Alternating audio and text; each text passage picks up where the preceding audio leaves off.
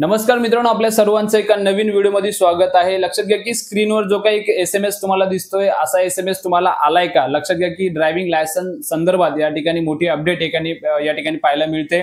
Driving licence संदर्भात एक message अनेकांच्या मोबाईलवरती या ठिकाणी सध्या आला असेल। ड्रायव्हिंग लायसन्स आणि मोबाईल क्रमांक एकंदरीतच लिंक करण्यासंदर्भात हा जो काही एक मेसेज आहे।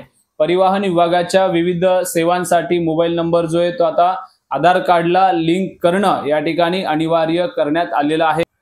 वाहतूक विभागानं याबाबत नागरिकांना एसएमएस द्वारे माहिती देणं सुरू केलं आहे। हा बदल एक केवळ सामान्य सूचना नसून वाहतूक सेवा अधिक सुलभ, सुरक्षित व पारदर्शक बनवण्यासाठी हे एक पाऊल उचलण्यात आलंय।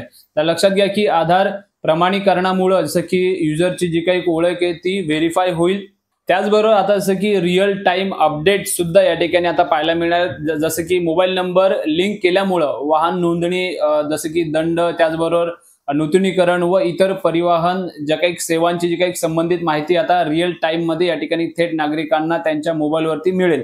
यामुळे असं की सरकारी विभाग आणि नागरिक यांच्यातील जे काही संवाद आहे तो या ठिकाणी संवाद सुधारेल आणि त्याचबरोबर आधार प्रमाणीकरणामुळे असं की ओळख पडताळणी या ठिकाणी सोपी होईल। आणि जो काही हा निर्णय या निर्णयामुळे असं की गैरवापर थांबवण्यासाठी एक महत्त्वाचा मानला जात आहे।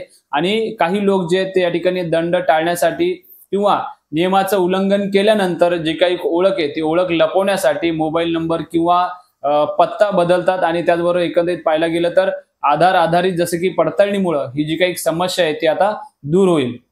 तर या सगळ्या प्रक्रियेमध्ये मोबाईल नंबर अपडेट कसा कराल तर लक्षात घ्या की मंत्रालयाने ही जी काही प्रक्रिया आहे ती पूर्ण करण्यासाठी ऑनलाईन सुविधा जी आहे ती या ठिकाणी उपलब्ध करून दिलेली आहे।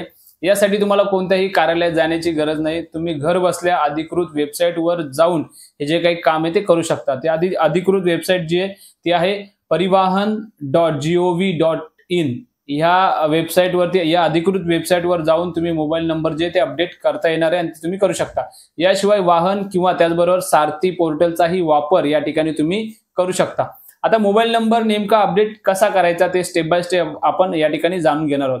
तर लक्षात घ्या की सर्वात आधी तुम्हाला अधिकृत पोर्टलवरती या ठिकाणी जायचंय। त्यानंतर अपडेट मोबाईल नंबर वाया आधार हा जो काही पर्याय आहे तो या ठिकाणी निवडायचा आहे। त्यानंतर तुमचा वाहन नोंदणी क्रमांक आणि चेसिस, त्याचबरोबर जसं की इंजन क्रमांक या ठिकाणी टाकायचा आहे।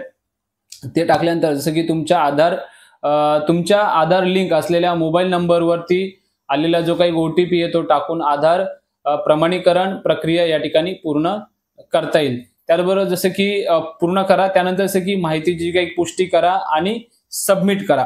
एकंदरीत जी काही माहिती आपण या ठिकाणी भरणार आहोत ती सगळी तपासा आणि त्यानंतर जे काही सबमिट केल्यानंतर ही प्रक्रिया या ठिकाणी कंप्लीट होईल।